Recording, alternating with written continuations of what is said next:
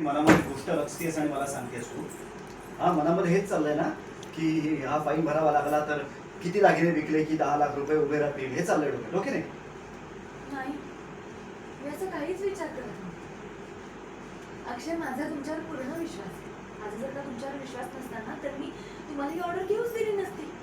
तुम्ही जर का कोणाला तरी शब्द देताय तर मला माहितीये तुम्ही तो पूर्ण करणार.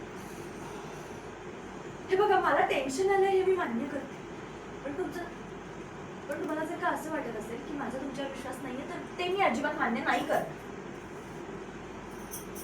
तुला माझ्याबद्दल खात्री वाटते ना की तुझे ऍक्शन्स करून दिसू. आता मला आरोही सांगत होती दिवा विजला म्हणून तू देवाकडे रडत होतीस. काय चाललंय? कशाची भीती वाटते तुला? एवढा विश्वास नाही का माझ्यावर? तुला वाटते मी अडचणीत अडकलो तर या तुझ्या स्त्रीधनाला हात लावेल? बास, आता खूप बोलताय तुम्ही आणि काहीही बोलताय.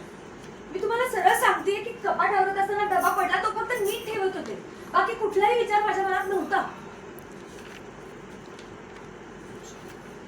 मला तुझी सुद्धा अवस्था कळते.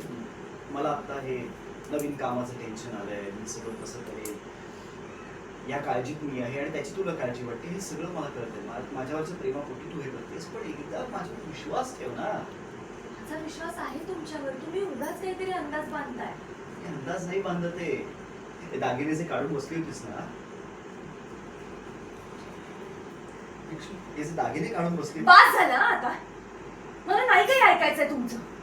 सॉरी रेडी, त्याचे दागिने काढून. बास झालं, मला नाही बोलायचंय तुमच्याशी आणि मला तुमचं काय ऐकायचंही नाही. हा विषय इथेच संपला.